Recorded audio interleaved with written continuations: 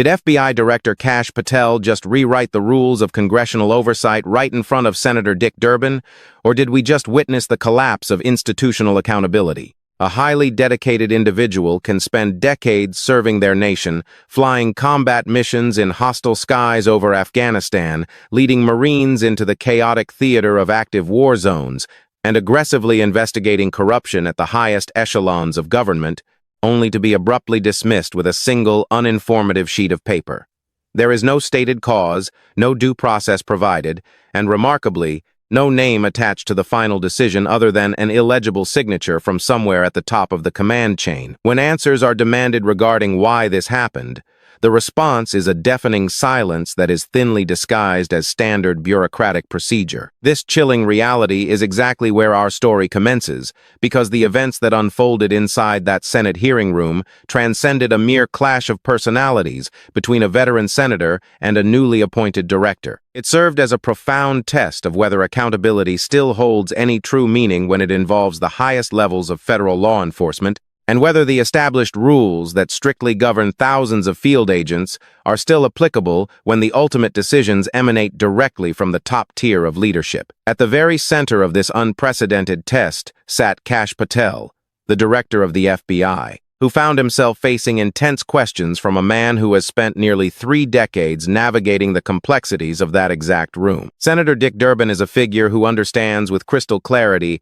exactly how entrenched power manages to avoid answering direct questions whenever it finds it convenient to do so. Yet, it is vital to understand that this was not a routine congressional exchange, nor was it mere political theater designed for evening television. This was certainly not a fleeting moment where vague, non-committal answers would be allowed to simply pass by unnoticed, because a highly specific pattern began to emerge almost immediately from the witness chair. There were 4 distinct questions asked, representing 4 clear opportunities to provide clarity and 4 crucial moments where the director of the FBI could have readily provided the Senate Judiciary Committee with direct, factual, and independently verifiable answers regarding matters that strike at the very core of how the Bureau currently operates. And precisely 4 times, he outright refused to do so. "I'll have to get back to you. I'm not familiar with that. I'm not going to get into that. And no, sir." It is critical to note that these are not loosely paraphrased summaries.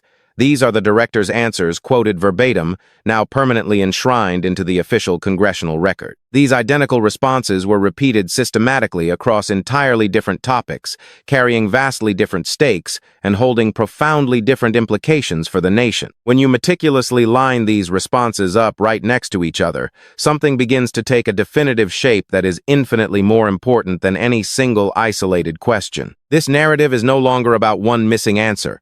Rather, it is about a deliberate, structural pattern of non-answers. The very first visible fracture in this facade appeared in a highly sensitive area that most citizens residing outside the intricate world of federal law enforcement rarely, if ever, think about: the stringent polygraph process utilized at the FBI. Taking a polygraph is absolutely not an optional exercise. Ever since the year 1994, passing polygraph examinations has stood as a rigid, standard requirement for any employee actively seeking authorization for access to classified intelligence. This requirement is particularly critical at the highest executive levels, where the nation's most sensitive national security intelligence flows directly and continuously through a very small, select number of individuals. The role of the Deputy Director of the FBI is far from a mere ceremonial position.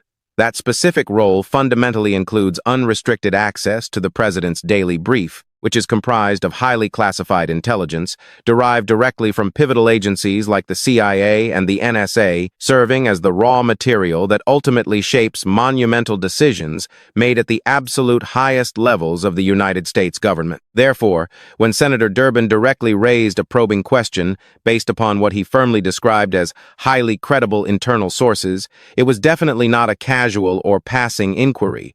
It was a targeted, direct probe aimed at determining whether that foundational security system had been improperly altered or bypassed. Durbin asked point blank, "Did any senior executive officials, any members of the director's own advisory team, or any individuals currently operating on the prestigious 7th floor of the FBI receive alarming, disqualifying alerts during their mandatory polygraph examinations?"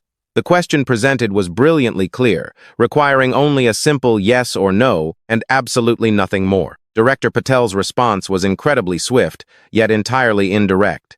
He stated flatly that he would not delve into any personnel discussions that were related to polygraph testing. Undeterred, Senator Durbin pressed harder, strategically narrowing the specific scope of his inquiry. He then asked whether any special waivers had been formally granted, and whether Patel himself, or perhaps the Attorney General, had explicitly allowed specific individuals to remain in their highly sensitive roles, despite triggering those disqualifying alerts. A heavy pause hung in the room, followed by the response, "I'll have to get back to you." He did not say he did not recall, nor did he say yes. He simply stated he would have to get back to the committee. Durbin asked once again, his tone bordering on incredulous, asking if the director truly did not remember such a significant event. Patel answered with a simple, unyielding, "No, sir." Now, it is crucial to dissect exactly why this specific exchange matters so deeply. This was not a mundane question regarding some obscure procedural detail buried deep inside dusty agency policy manuals. This was fundamentally about whether specific individuals residing at the absolute highest levels of the FBI had been quietly granted sweeping access to classified national security information entirely outside of the standard, rigorous vetting process. According to a comprehensive investigation published in November 2025 by ProPublica, such waivers were, in verified fact, granted. Specifically, these waivers were extended to Deputy Director Dan Bongino and two other unnamed senior officials, effectively allowing them unfettered access to classified material without ever successfully completing the standard polygraph process.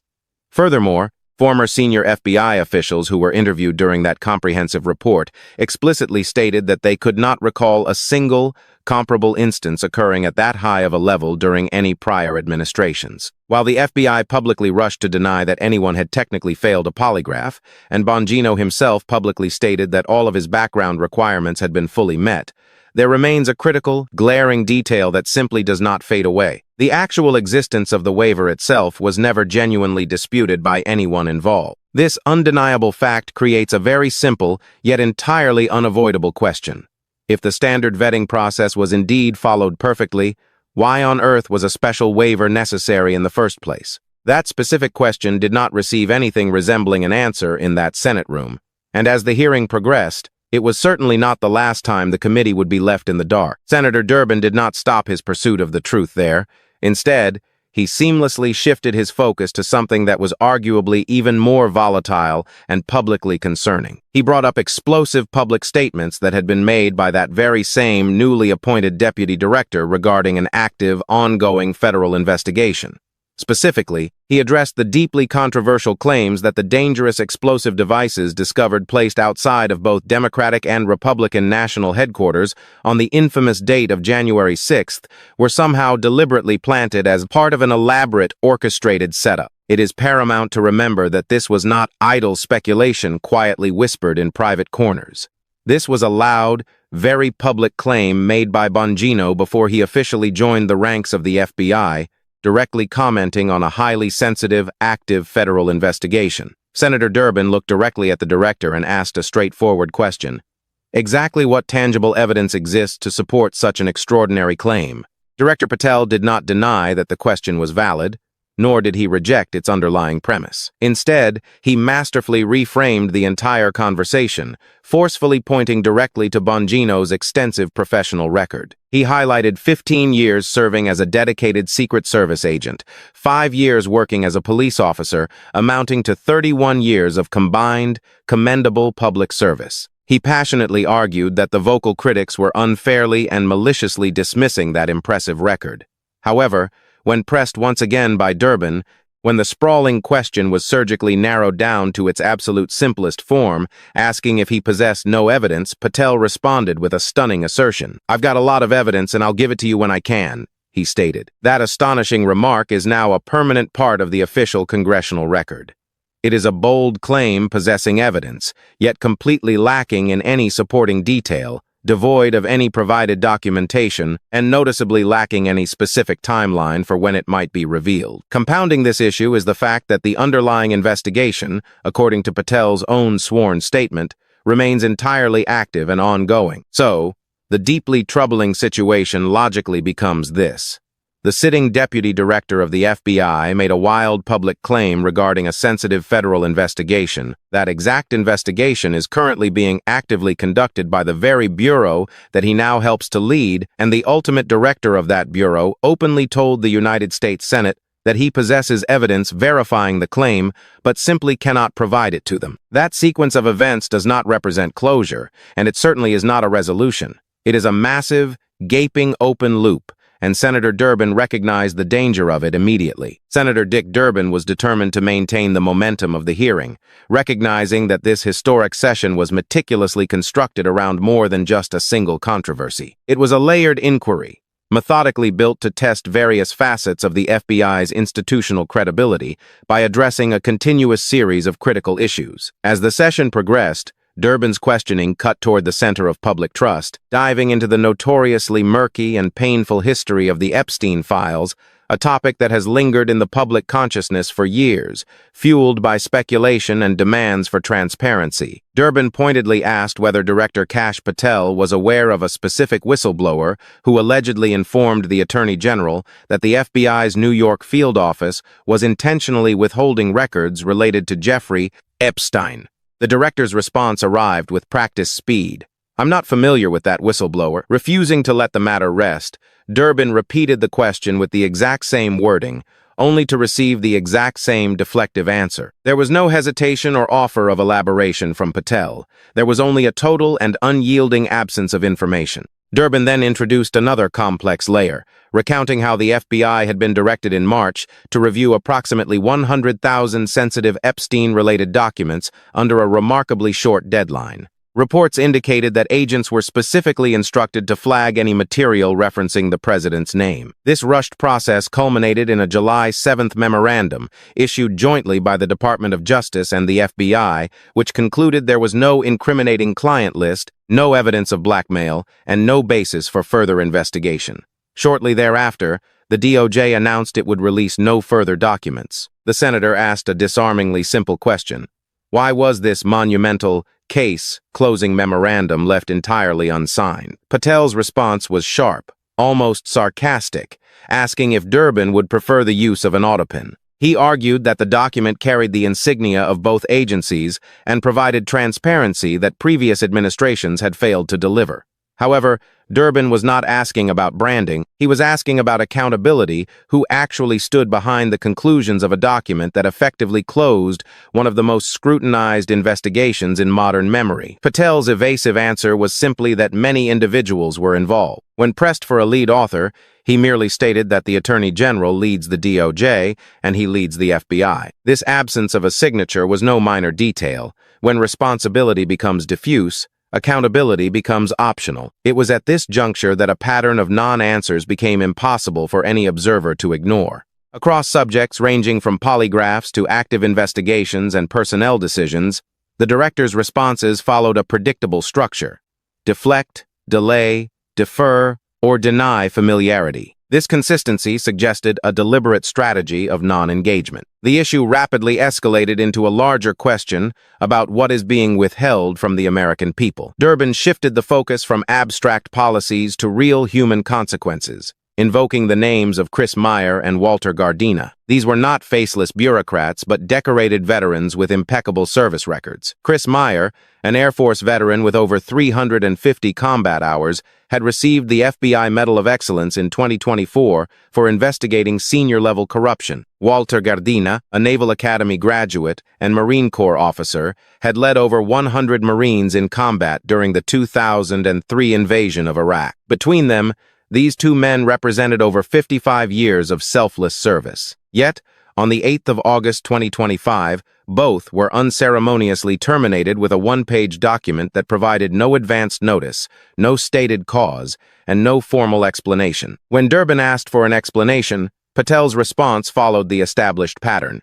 "I'm not going to get into personnel decisions that we made. This was not a legal limitation, but a flat refusal to comply with oversight." Durbin reframed the question in moral terms, challenging whether the director was accountable for terminating admirable public servants without cause. Patel pushed back hard, labeling Durbin's framing as a one-sided story and accusing him of presenting a distorted narrative. He then escalated the conflict by calling the senator's characterization disgraceful. This word choice was a tactical shift, attempting to reframe legitimate congressional scrutiny as a personal attack. Durbin did not retreat, countering that the disgrace lay in the termination of Meyer and Gardena, apparently due to the rants of a broadcaster.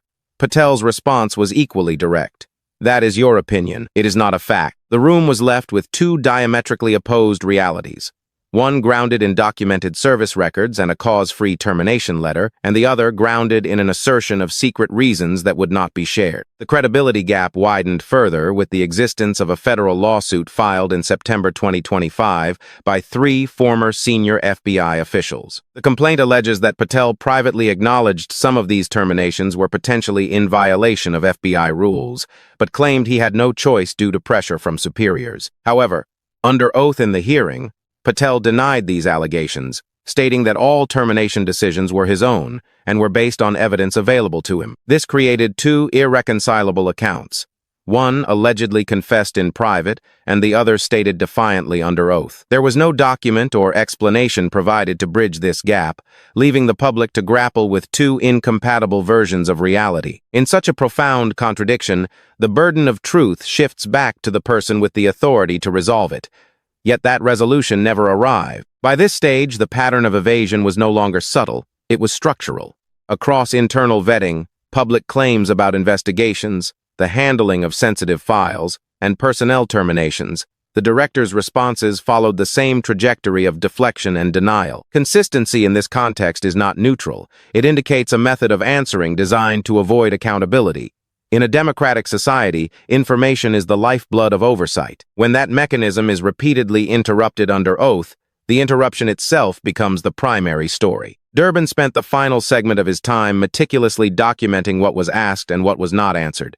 In a hearing like this, silence carries immense weight. When repeated and structured, it begins to define the boundaries of what a leader will and will not address. The hearing had transformed from a search for information into a record of boundaries, a demonstration of what would be delayed or denied. Ultimately, the issue was whether the system of democratic oversight was still functioning as intended. Durbin connected the dots. Unexplained polygraph waivers for senior leadership, public claims about active investigations made without evidence, whistleblowers the director claimed to be unfamiliar with, and decorated veterans removed without cause. Individually, these might be defended, but together they formed a pattern of distance from responsibility and the record. True oversight depends on cooperation, not optional engagement. When a director replaces statutory obligation with personal discretion using phrases like, "I'm not going to get into that," rather than citing legal restrictions, the balance of power shifts. This hearing was a stress test for the threshold of accountability. If a director can decline to answer direct questions without consequence, it sets a precedent that filters downward into the entire culture of the Bureau. Institutions operate on signals from their leadership. The signal from this hearing was that some questions do not require answers, and some decisions do not need to be explained. This changes the environment for agents and the public perception of justice. Accountability is measured by what can be defended in public, on the record. If explanations are withheld without a clear legal basis, the result is deep uncertainty about the fairness of the system. Dick Durbin left the room not with answers, but with a documented account of what the director of the FBI would and would not say. That record now belongs to the public, the agents, and the lawmakers who must decide if this model of oversight is acceptable. The question remains, were these answers withheld because they could not be given, or because they were never meant to be? That distinction is everything, as intention at this level shapes the future of institutional integrity. The essence of a democratic republic relies on a simple yet profound mechanism, the ability of the governed to question those who hold power. When that mechanism is systematically dismantled in the very halls of Congress, the foundation of the state begins to shift. Seeking no further dead ends during the high-stakes Judiciary Committee hearing, Senator Dick Durbin swiftly moved the questioning once again. He did not move away from the established pattern of the day. Rather, he drove the inquiry even deeper into its core, seeking to expose the structural refusal of the Bureau's leadership to engage with the truth. He abruptly raised an obscure issue that, strictly on its surface, lasted for less than a single minute of the total hearing time, yet it carries massive implications that extend far beyond its brevity. Durbin brought up a specific extremist group designation known internally as 764. This was not a theoretical exercise. It was an active, highly sensitive investigation being run by dedicated FBI agents located in the Baltimore field office. Durbin looked at Director Kash Patel and asked a disarmingly simple question. Was the director genuinely aware that this specific, critical investigation had been abruptly terminated? Patel's answer was an icy, immediate, "No, sir." There was absolutely no hesitation in his voice, zero qualification provided, and not even a partial acknowledgement of the case. It was just a flat, definitive no. Pausing to truly consider what that statement actually means reveals a terrifying prospect for national security and oversight. We are discussing a highly active, domestic extremist investigation being aggressively conducted by specialized agents operating from within the Bureau, and the ultimate director of that very same Bureau is stating under oath that he is completely unfamiliar with the fact that it was shut down. Logically, there are only a very limited number of plausible explanations for such a glaring disconnect. Either this highly critical information simply never reached the director's desk, or it absolutely did reach him, and he is willfully choosing to lie or refuse to discuss it. Neither of these distinct possibilities is remotely comfortable to contemplate. If the information truly did not reach him, that startling fact raises massive, urgent questions regarding severe breakdowns in internal communication flowing to the absolute highest levels of the FBI. It suggests a leader disconnected from the most sensitive operations of his own agency.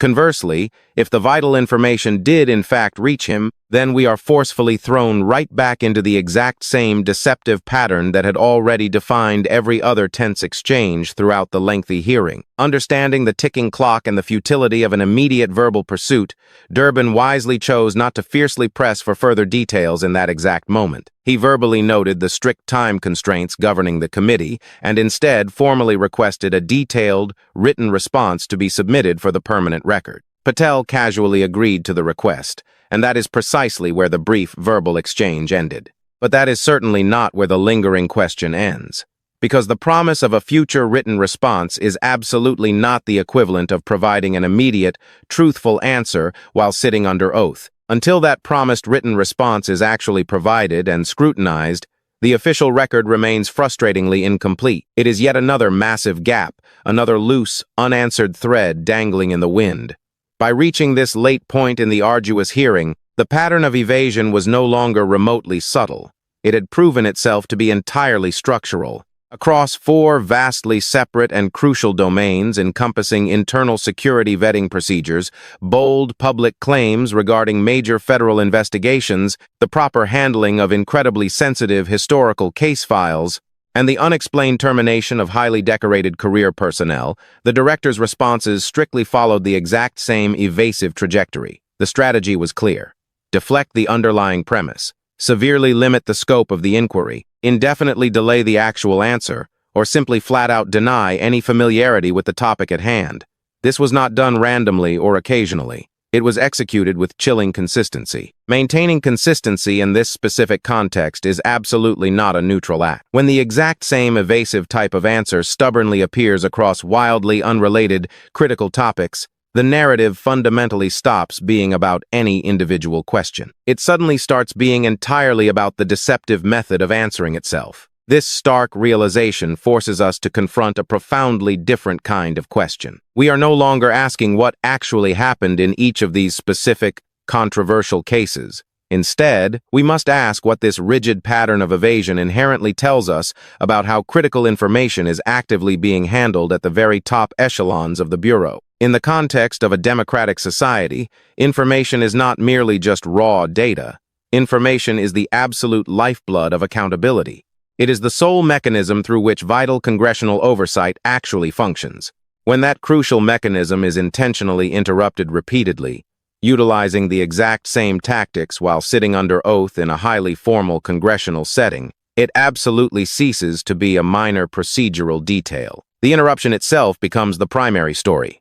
By the time Senator Durbin patiently approached the final, critical segment of his allotted questioning time, he had clearly abandoned the futile hope of extracting a single, genuine answer from the witness. He was no longer trying to solve a puzzle. He was meticulously documenting a historical record. He was building an ironclad record detailing exactly what was asked, a record of exactly what evasions were spoken, and perhaps most importantly, a damning record of exactly what was not. In a high-stakes congressional hearing like this one, silence is never truly empty. Silence carries immense, undeniable weight. When that heavy silence is weaponized, when it is repeated, highly structured, and ruthlessly consistent, it slowly begins to speak volumes all on its own. The very nature of the hearing had quietly, yet fundamentally, transformed into something else entirely. It was no longer a constructive exchange of important information, nor was it a helpful clarification of complex policy. It had morphed into a rigid mapping of boundaries. It became a stark demonstration of what topics would be begrudgingly answered, what issues would be indefinitely delayed, what facts would be outright denied, and what crucial matters would simply be left completely unaddressed and hidden in the dark. At a certain critical juncture, the primary issue is no longer whether any single answer provided was intellectually sufficient. The terrifying issue becomes whether the foundational system of democratic oversight itself is still functioning as intended. That is exactly where Durbin brilliantly shifted the framing for one final, devastating time. He achieved this not by introducing yet another new controversy to the pile, but by masterfully connecting all of the existing ones together into a single, unbreakable line of logic. He connected the unexplained polygraph waivers secretly granted to senior leadership. He connected a high-ranking deputy director recklessly making wild public claims regarding an active investigation without presenting a shred of evidence. He connected a brave whistleblower tied to the Epstein case, whom the director claims under oath to be entirely unfamiliar with. He connected a suspicious government memorandum closing that same historic case with no identifiable author or signature. He connected the two heroic, highly decorated military veterans abruptly removed from duty without any explanation. And he connected a sensitive extremist investigation being shuttered, which the director claims he did not even know existed. Individually, each of these troubling events can be explained, contextualized, or defended.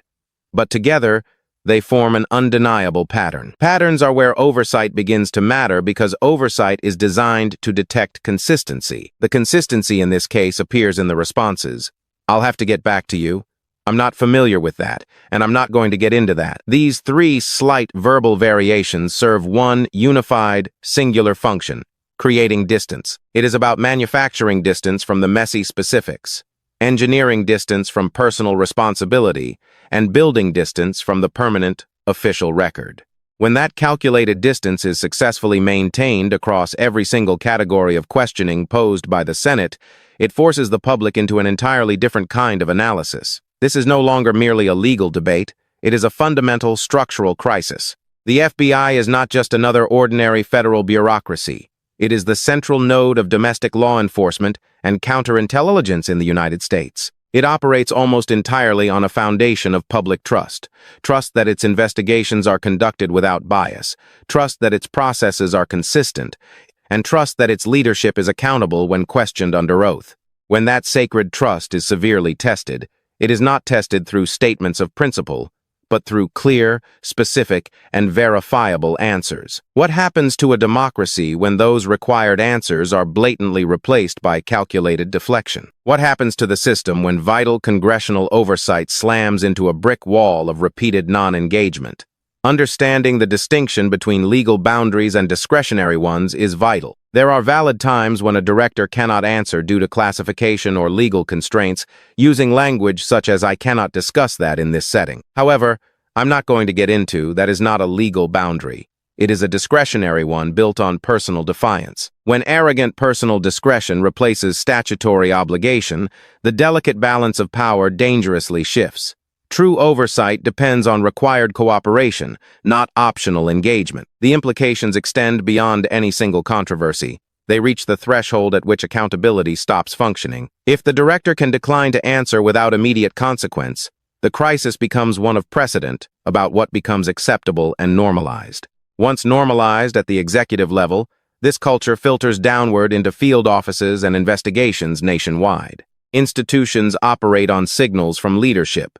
During that hearing, the signal was clear.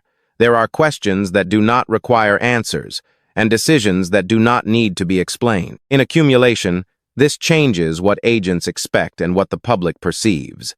It brings us back to the real human consequences. Chris Meyer and Walter Gardena, these men built careers over decades, only to be eradicated by a termination letter with no stated cause. When the director responsible for these decisions says, "I'm not going to get into that," the issue becomes about the system that allows that answer to stand. True accountability is measured by what can be defended in public, under oath, and on the record.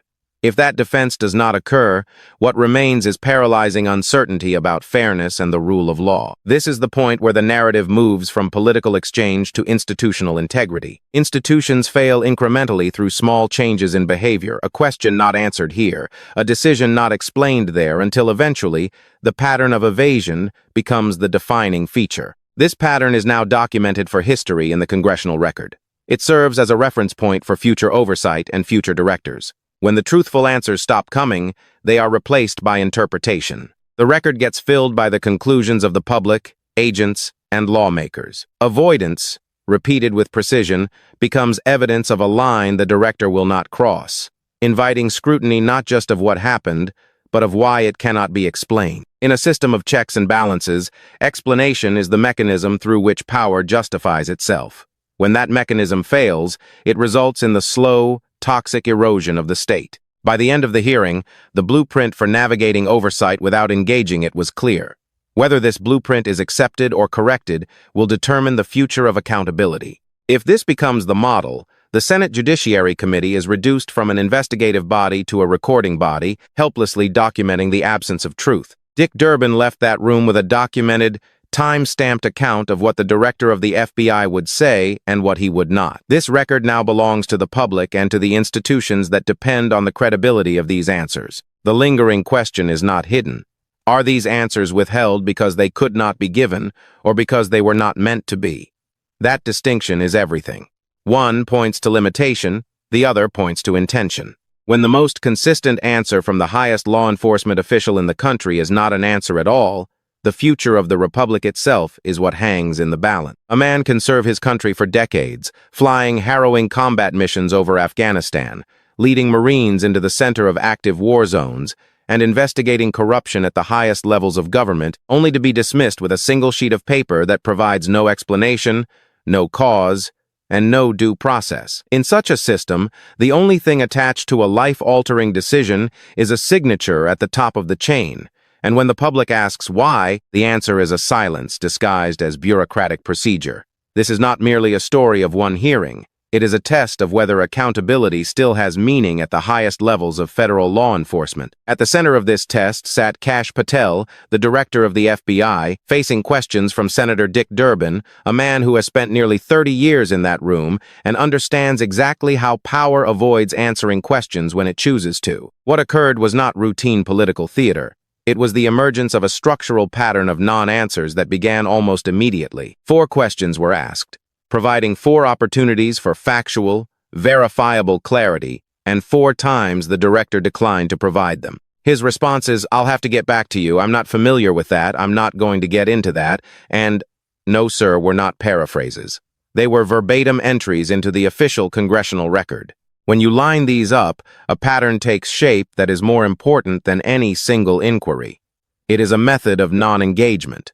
The first fracture appeared regarding the FBI's polygraph process, a standard requirement since 1994 for employees seeking access to highly classified information. The Deputy Director of the FBI is not a ceremonial role. It includes access to the President's daily brief and intelligence that shapes the highest government decisions. Senator Durbin, citing highly credible sources, asked if senior officials on the FBI's 7th floor had received disqualifying alerts during their polygraphs. It was a yes or no question. Patel's response was to deflect, stating he would not get into personnel discussions. When pressed on whether waivers were granted to allow individuals to remain in their roles despite these alerts, Patel simply answered, "I'll have to get back to you." Durbin, incredulous, asked if the director truly did not remember such a significant detail. Patel replied, "No, sir, This matters because a 2025 investigation by ProPublica reported that waivers were indeed granted to Deputy Director Dan Bongino and two other senior officials, allowing them access to classified material without the standard polygraph process. Former officials stated they could not recall a single comparable instance in prior administrations. While the FBI denied anyone failed, the existence of the waiver itself was not disputed, raising the question, if the process was followed, why was a waiver necessary at all? Durbin then shifted to public statements made by the deputy director regarding the January 6th investigation. Specifically, the claim that explosive devices were deliberately planted as part of a setup. Durbin asked for the evidence supporting this claim. Patel did not deny the question but reframed it by pointing to Bongino's 31 years of public service. When the question was narrowed to its simplest form, "So you have no evidence?" Patel responded, "I've got a lot of evidence and I'll give it to you when I can." This claim of evidence without documentation or a timeline remains an open loop in the official record. The hearing then cut to the center of public trust, the Epstein files. Durbin asked if Patel was aware of a whistleblower who informed the Attorney General that the New York field office was withholding records. Patel's answer was immediate. "I'm not familiar with that whistleblower." Durbin then highlighted a July 7th memorandum issued by the DOJ and FBI, stating there was no incriminating client list or evidence of blackmail. When asked why this monumental memo was unsigned, Patel deflectively asked, "Would you prefer I used autopen?" He argued the review was exhaustive, but could not name a lead author, stating only that many individuals were involved. This diffuse responsibility makes accountability optional. The most tangible consequence of this pattern involved the termination of Chris Meyer and Walter Gardina. Meyer, an Air Force veteran with 350 combat hours and an FBI Medal of Excellence, and Gardina, a Naval Academy graduate who led Marines in Iraq and Afghanistan, were both terminated on August 8th with a one-page letter and no stated cause. When Durbin asked for an explanation, Patel responded, "I'm not going to get into personnel decisions that we made." Durbin reframed the question in moral terms, asking if the director was accountable for terminating admirable veterans without cause.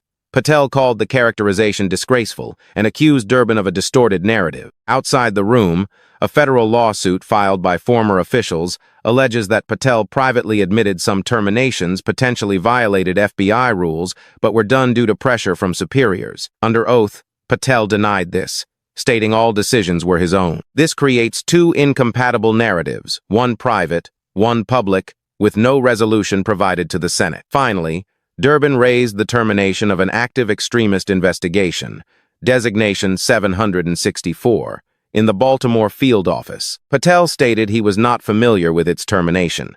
This means either the information did not reach the director or he chose not to discuss it. Neither possibility reinforces trust in internal communication. When the truthful answers suddenly stop coming, exactly what rushes in to replace them? What replaces the absent truth is absolutely not clarity. It is unchecked interpretation, because when a powerful public official, sitting under a sworn oath in a highly formal oversight setting, arrogantly chooses not to provide an answer, the permanent record absolutely does not remain empty. It rapidly gets filled not by hard facts provided by the witness, but by the worst conclusions drawn by observers. These damning conclusions pour in from an anxious public, demoralized agents, and frustrated lawmakers. The eternal question becomes, what exactly did he choose to say, and what exactly did he frantically avoid saying? Avoidance, when repeated with calculated precision, takes on a meaning of its own. As evidence of a hard boundary being drawn, a line the director would not cross regardless of the national stakes. In a system of checks and balances, explanation is not an optional courtesy. It is the mechanism through which power justifies itself. When this mechanism fails, the effect is a toxic erosion of the system. By the conclusion of the hearing, the pattern was fortified. Polygraph waivers, no direct answer. Public claims about investigations, no evidence. Whistleblower allegations, no awareness. The Epstein memo, no author. Terminated agents, no explanation. And the extremist investigation, no familiarity. These 6 moments were opportunities to demonstrate transparency and accountability, yet each was deferred or deflected. This is where the narrative stops being about performance and starts being about the relationship between power and accountability. Congressional oversight is not symbolic. It is enforceable. However, it depends on cooperation measured by answers. When answers never arrive, the system bends. If it becomes acceptable for a director to say, "I'll get back to you," or "I'm not familiar," without follow-up or legal justification, the standard of truth permanently changes. Standards, once lowered, become the new baseline for future directors and investigations. This hearing serves as a blueprint for how oversight can be navigated without engaging with the truth. If this model is accepted, the Senate Judiciary Committee shifts from an investigative body to a recording body, documenting silence without the power to compel clarity. Oversight without answers is merely observation, and observation without consequence normalizes the absence of accountability. When Dick Durbin walked out, he left with a time-stamped record of what the director would and would not say. This record now belongs to the public, the agents, and the institutions that depend on the credibility of those answers. The massive, lingering question is visible in the pattern. Were these answers withheld because of a limitation of knowledge or a malicious intention? Intention at this level shapes everything that follows. What does it mean for the future of democracy when the highest law enforcement official in the country sits under oath, and the most consistent answer is not an answer at all? If you have watched or listened to this exhaustive breakdown, you understand what is at stake. Do you think these were innocent gaps in knowledge, or a deliberate choice to withhold the truth? Share your thoughts in the comments, and subscribe for more deep dives into what is actually said and what isn't.